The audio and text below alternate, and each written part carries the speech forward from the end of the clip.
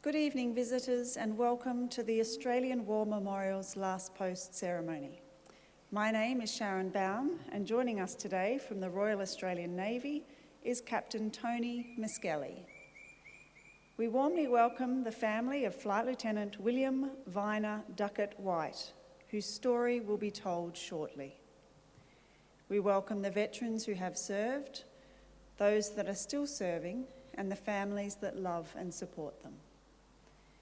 We acknowledge the members of RSL and Services Clubs Association, RSL Victoria and RSL Queensland, who are watching the broadcast of the ceremony across Australia.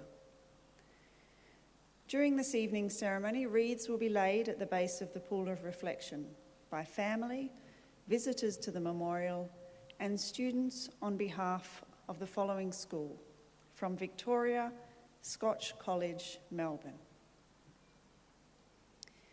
If you are able, would you please stand and join in singing the national anthem?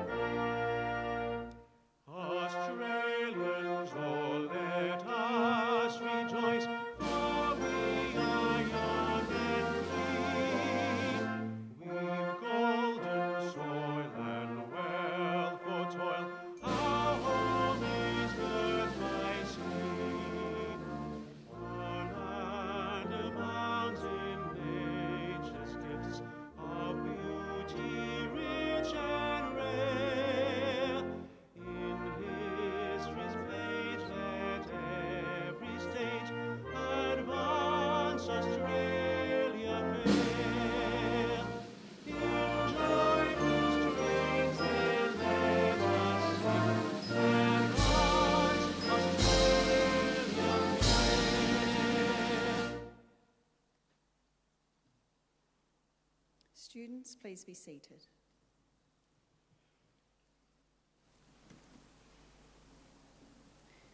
The Australian War Memorial was the vision of Charles Bean, Australia's First World War official historian.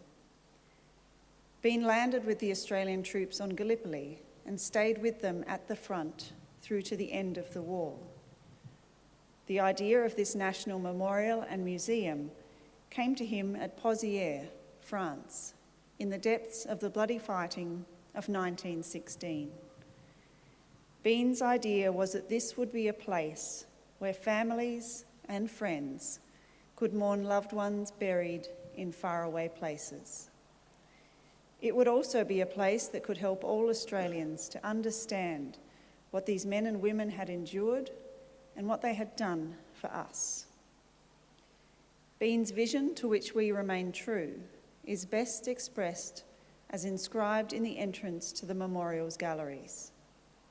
Here is their spirit, in the heart of the land they loved, and here we guard the record which they themselves made.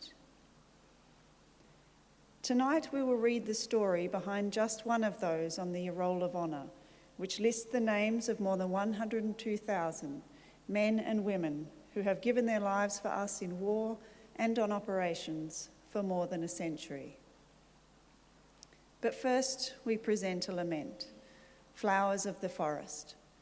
Wreaths and floral tributes will now be laid at the base of the Pool of Reflection.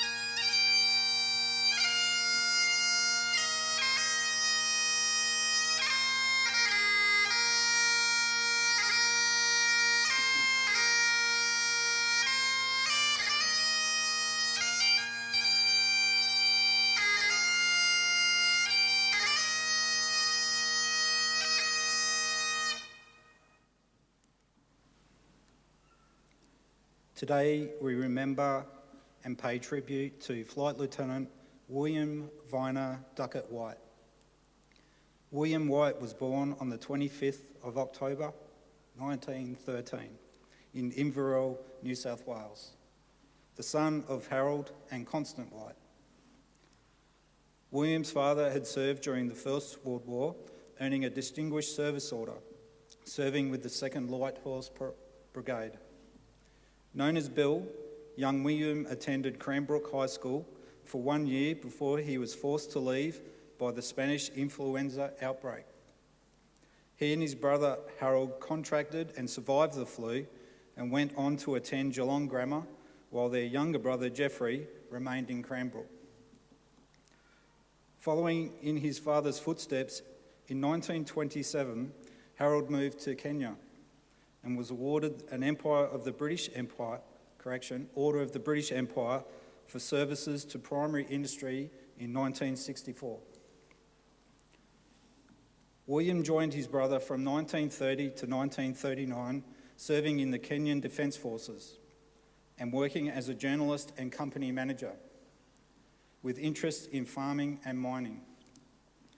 William served in Shanghai with the British Militia Force and the Chiang Kai-shek before returning to Sydney, where he learned to fly.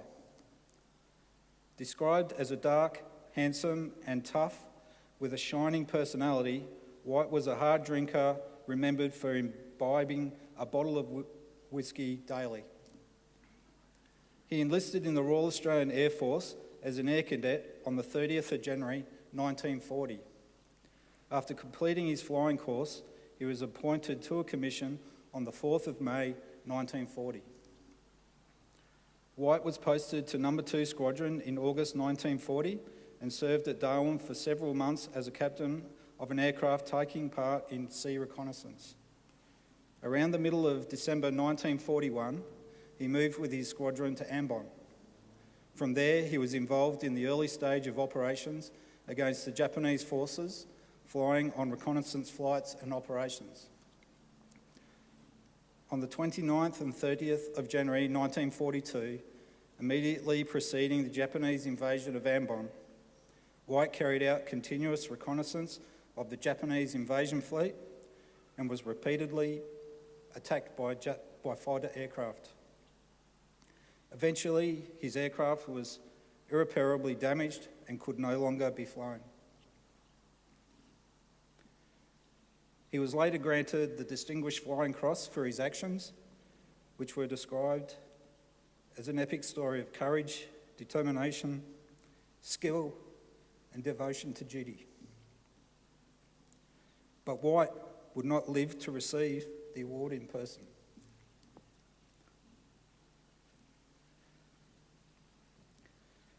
With the Japanese invasion underway, a group of RAF personnel at Lahar airstrip planned to reach a pickup point in Saram, an island just north of Ambon, in 2 Hudson aircraft. With White's aircraft disabled by a shattered fuel line, the evacuation plan was revised. 17 men were to leave on the serviceable aircraft, while the 11 left behind attempted to repair the damaged Hudson. When repairing the damaged fuel line proved to be impossible, an evacuation flying boat flying between Ha Long and Darwin was contacted. It was unable to be immediately returned for the stranded parties, so a pickup point was arranged at Giza Island off the southeast tip of Saram. The flying boat kept that rendezvous on the 12th and 15th of February, but without success. William White was reported missing, believed to be a prisoner of war, on the 19th of February 1942. Later investigations determined that the group of 11 had refused to surrender to the Japanese and had taken food and set out to cross the mountains to the north coast of Ambon. The group purchased a prow, a type of sailing boat, to attempt the crossing from Ambon to Saram on the 4th of February, but were captured by a Japanese naval patrol. After the war, mass graves were uncovered around Lahar airstrip, and although his remains have not been positively identified, it is believed that White was among a group of prisoners who were captured and taken to Lahore, where they were executed between the 17th and 20th of February 1942. In 1987, William White's medals were presented to the Australian War Memorial and proudly displayed in Anzac Hall. His name is listed on the Roll of Honour on my left among almost 40,000 Australians who died while serving in the Second World War. A group portrait of the captains of aircraft, No. 2 Squadron RAF, is displayed today beside the pool of reflection. William White is standing to the far right of that group. This is but one of many stories of service and sacrifice told here at the Australian War Memorial. We now remember Flight Lieutenant William Vyner Duckett White, who gave his life for us, for our freedoms, and in the hope of a better world.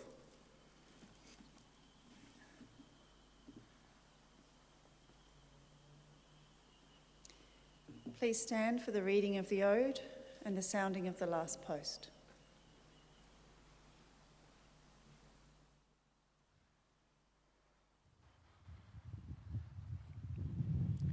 They shall grow not old, as we that are left grow old. Age shall not weary them, nor the years condemn. At the going down of the sun, and in the morning, we will remember them. We will remember them.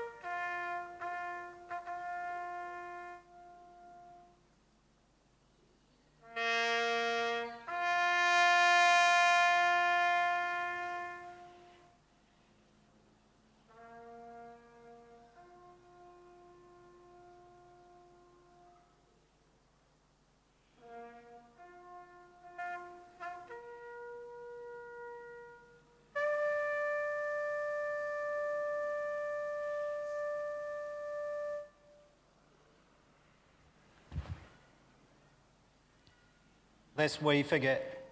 Lest we forget.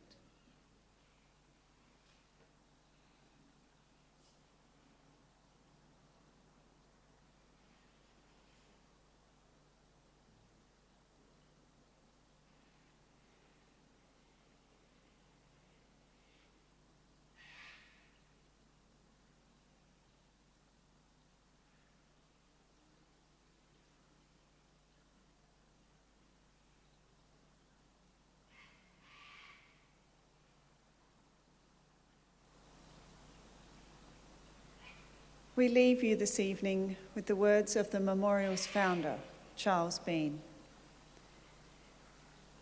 Many a man lying out there at Pozieres or in the low scrub at Gallipoli, with his poor, tired senses barely working through the fever of his brain, has thought in his last moments, well, it's over. But in Australia, they will be proud of this. Ladies and gentlemen, girls and boys, that concludes the last post ceremony. We thank you all for visiting the Australian War Memorial, and we wish you all a very good evening. Thank you.